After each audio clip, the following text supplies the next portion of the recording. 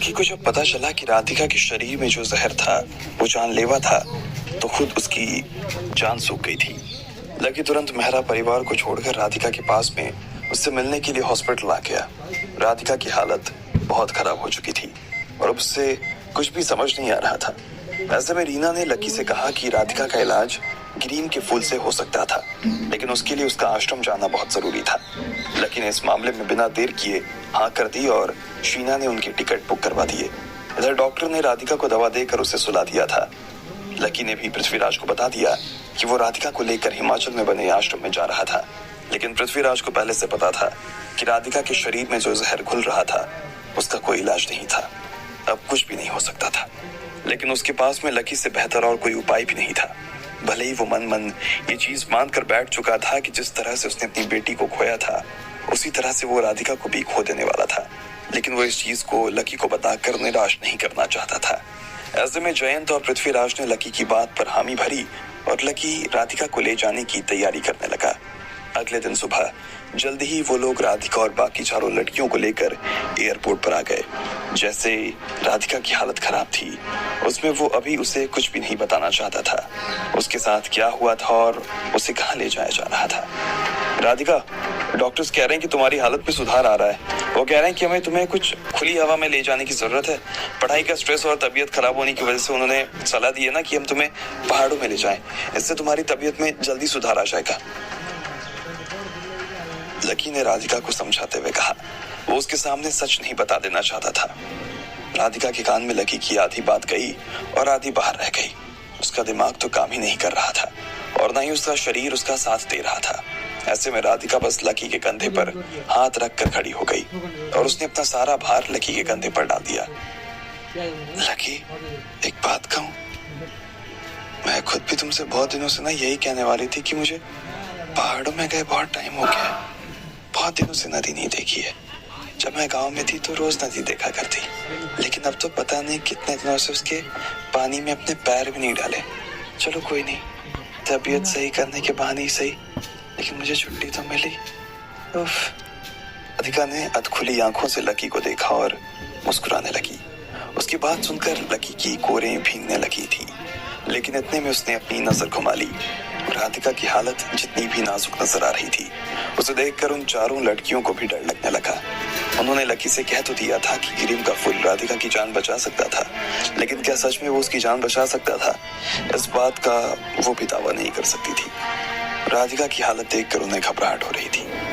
उन्हें नहीं पता था कि वो राधिका को आश्रम तक जिंदा ला भी सकती थी या नहीं। लकी ने सबके साथ में एयरपोर्ट पर चेक इन किया और अपनी गेट की तरफ जाने लगा।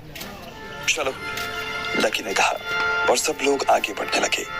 जैसे ही वो लोग अपनी फ्लाइट में चढ़े तो एक आदमी जो खंबे के पीछे छिपा हुआ था वो खंबे की आड़ से बाहर आ गया। शोएब ने इस आदमी को लकी के ऊपर नजर रखने के लिए बैठा रखा था और ये निशा के गायब होने के बाद से ही लकी की हर हरकत को देख रहा था।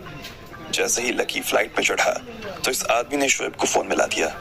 शोएब भाई, लकी अपने साथ में 5 लड़कियों को लेकर धर्मशाला की तरफ रवाना हो गया है। उसके साथ में एक लड़की थी जो थोड़ी सी अलग नजर आ रही थी। उसकी हालत देखकर ऐसा लग रहा था जैसे वो बहुत ज्यादा देर तक जिंदा नहीं रहने वाली है।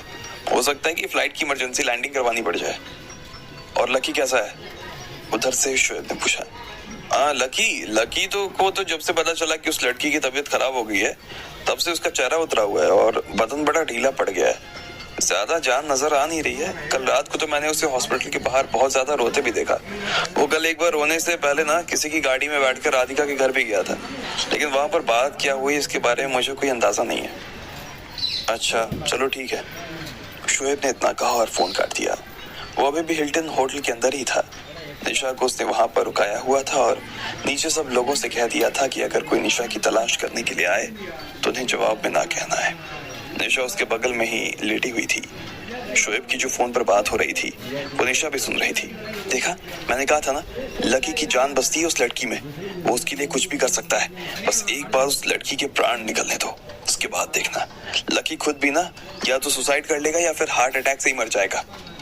निशा ने शोएब के हाथों को सहलाते हुए कहा। मैंने तुमसे कहा था ना कि ध्यान से लकी को ही जहर देना। अब तुम कह रही हो कि वो उसकी गर्लफ्रेंड के जाने के बाद में खुद मर जाएगा। ऐसे कैसे मर जाएगा? अगर नहीं मरा तो? शोएब ने अपने हाथ निशा के हाथ से छुड़वाते हुए कहा। जाने क्यों उसे निशा की बात पर पूरी तरीके से भरोसा नहीं हो रहा था और मन ही मन लकी के जिंदा रह जाने का डर उसे खाए जा रहा था। निशा को भी इधर शोएब की इस बात का बुरा लग गया। उसने जो भी किया वो सब शोएब के कहने पर किया। वो मानती थी कि उससे थोड़ी सी गलती हो गई थी, लेकिन ये सब उसने जानबूझकर तो नहीं किया था। इसके अलावा शोएब को तो उसका धन्यवाद देना चाहिए था कि उसने उसके कहने पर एक इंसान की जान लेने का काम किया, लेकिन यहाँ तो उल्टा उसे डांट रहा था।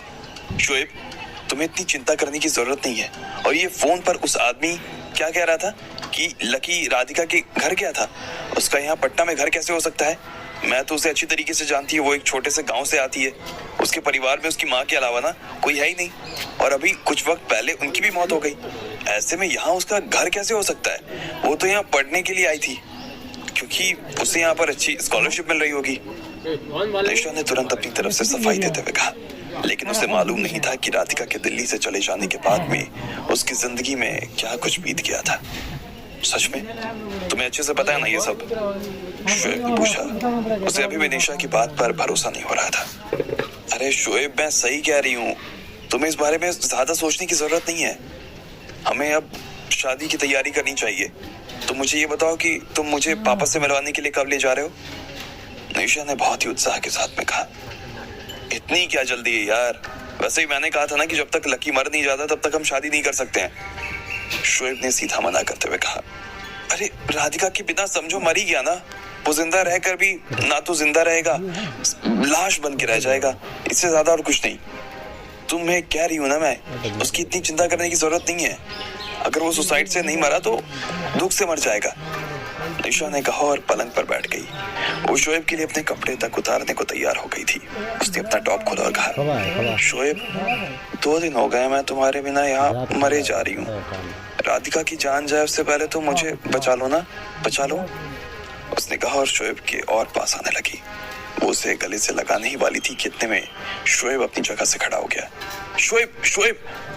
निशा पीछे से चिल्लाती रह गई और इतनी देर में शोएब वहां से गायब हो गया। वो निशा को कहीं भी नजर नहीं आ रहा था। उसने कमरे का दरवाजा खोला और वहां से बाहर चला गया। इस बात पर निशा को बहुत गुस्सा आया और उसने टेबल पर रखे ग्लास को फोड़ दिया। शोएब, मैं बहुत ज्यादा दिन तक ना तुम्हारी ये नखरे झेलने वाली नहीं हूँ। अगर तुम मुझे अपने साथ घर लेकर नहीं गए ना तो मैं खुद तुम्हारे घर आ जाऊंगी। उधर जब निशा शोएब की बाहों में ना जाने से निराश बैठी हुई थी, तो इधर लकी भी उदास आंखों से सफेद बादलों को देख रहा था। राधिका उसकी बाहों में आराम से सो रही थी। लकी बीच बीच में उसकी सांस चेक करता। वो अभी भी जिंदा थी और लकी को बस इसी बात का सुकून था। काफी देर की फ्लाइट लेने के बाद में आखिरकार प्लेन धर्मशाला एयरपोर्ट पर लैंड कर गया। वहां पर पटना से ज्यादा ठंडा मौसम था। जैसे ही लकी उतरकर बाहर आया तो उसे सर्दी लगने लगी। इतने में राधिका को भी जोर से खांसी आने लगी। राधिका, तुम ठीक हो? राधिका! लकी ने उसे अपनी बाहों में ले लिया। वो उसकी इस हालत से पहले से ही बहुत घबराया हुआ था और उसकी जरा भी हरकत लकी के होश उड़ा देती। उसने राधिका को अपनी बाहों में जोर से कस लिया। अरे मैं ठीक हूँ, बस हवा की वजह से थोड़ी सी खांसी आ गई थी, राधिका ने मुस्कुराते हुए कहा। वो लकी की तरफ बहुत प्यार से देख रही थी, लेकिन उसके चेहरे का रंग उड़ने लगा था। भले ही वो कह रही थी कि वो ठीक थी, लेकिन वहां पर उसके साथ में जितने भी लोग थे उन्हें पता था कि वो किस हाल में वहां खड़ी थी। सबसे पहले लकी एयरपोर्ट से बाहर आया और राधिका के साथ एक होटल में चला गया। वहां उसे खाना खिलाने के बाद में वो उसे एक दवाई भी देने वाला था। जब तक रीना और बाकी ये सब लड़कियां खाना खा रही थी, तब तक रीना उनके आश्रम जाने के लिए एक गाड़ी बुक कर चुकी थी। लेकिन जैसे ही राधिका के पेट में खाना गया, वैसे ही उसे उल्टी होने लगी। खाना जैसे अंदर गया वैसे ही बाहर भी आ गया। उल्टी करने के बाद राधिका की गर्दन एक तरफ लटक गई और वो बेहोश हो गई। राधिका! लकी ने उसके सिर को थामा और जोर से चिल्लाते हुए कहा। उसने तुरंत अपने बैग में से वो दवा निकाली जो हॉस्पिटल से लेकर आया था और सीधा राधिका के होंठों पर रख दिया। उसके बाद उसने राधिका को पानी दिया और दवा उसके पेट में चली गई। तुम ठीक हो जाओगी राधिका, तुम ठीक हो जाओगी, लकी ने कहा और उसके गालों को थपथपाने लगा। तब तक उसकी आंखों में आंसू आने लगे थे। वो अपने आप को संभाल नहीं पा रहा था। आंसू उसकी आंखों से नीचे गिरने लगे और ये सब देखकर वहां खड़ी वो चारों लड़कियां भी रोने लगी। गाड़ी आ गई। लकी ने रीना की तरफ देखते हुए कहा। रीना ने एक बार के लिए लकी को देखा और फिर बाहर देखने लगी। गाड़ी आ चुकी थी। हाँ, आ गई है। ठीक है, अब हमें जल्द से जल्द आश्रम लेकर चलो, लकी ने कहा और राधिका को अपनी गोद में उठा लिया। उधर उन चारों लड़कियों ने अपना सारा सामान लिया, खाने का पैसा दिया और होटल से बाहर आ गई। रीना ड्राइवर के साथ आके बैठी हुई थी और लकी राधिका को पीछे की सीट पर बैठा कर रखा था। मीना, शीना और टीना को पीछे सामान के साथ बैठाया गया था। गाड़ी जितनी तेज हो सकती थी उतनी तेजी से आश्रम की तरफ बढ़ती जा रही थी, लेकिन संकरा रास्ता और चट्टान गिरते रहने की वजह से वो ज्यादा तेजी से नहीं चल पा रही थी। रीना का आश्रम धर्मशाला से 100 किलोमीटर दूर एक छोटे से गांव में पहाड़ के ऊपर बना था। वहां पर कुछ टूरिस्ट लोगों के अलावा कोई नहीं आता। रीना ड्राइवर को रास्ता बताती जा रही थी और लकी राधिका के हाथों को सहला रहा था। अब आगे क्या होने वाला था? क्या वो लोग वक्त रहते आश्रम पहुंच पाएंगे? क्या राधिका तब तक अपनी सांसों को बनाए रख पाएगी? आपको क्या लगता है, क्या होंगे इन सभी सवालों के जवाब?